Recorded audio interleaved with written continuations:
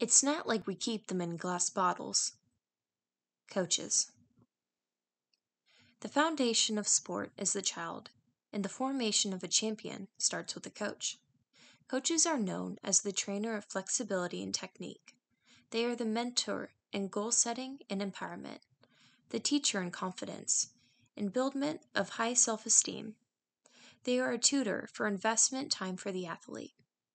They may be an emotional support model or a financial investor, but they should always be someone who prompts those to have fun, leads children in a safe direction, and pushes children to be their best self and not for others' pleasure.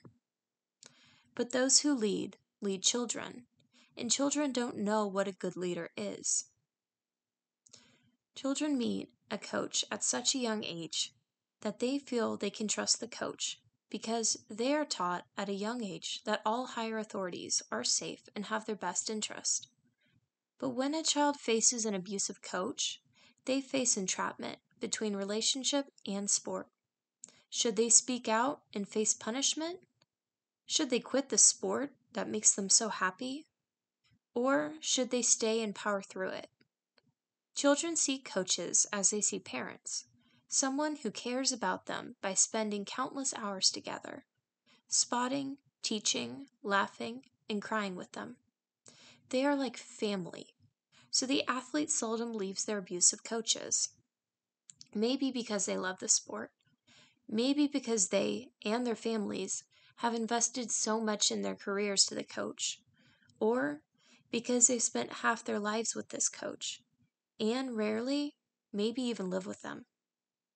Leaving the coach is like leaving your family, and no child wants that. So children face abuse for years on years because they don't know what else to do. But what if we knew the signs of an abusive coach, and what gyms we should and should not go to? I set out to research the worst coaches out there, the gyms that should be shut down for good, the gyms that are under investigation but aren't being investigated enough for the hurt that they have put on children, the old geezers who have had abused manpower to make children cry in a variety of ways. Not all these gyms are toxic. I've included occasional ones, like Brown's, to prove a point that some may have changed too, like Gage.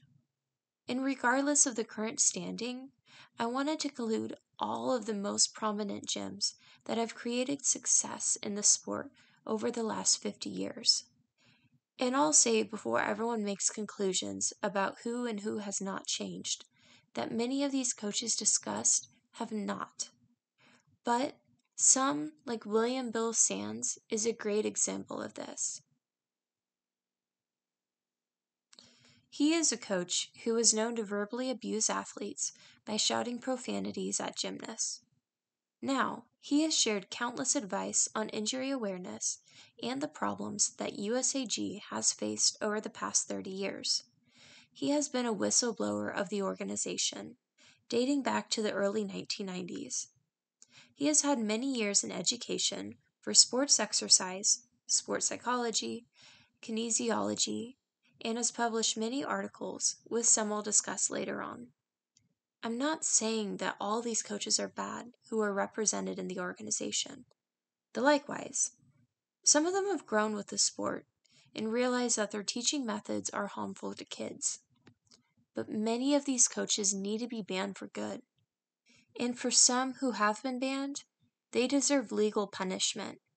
And here's why.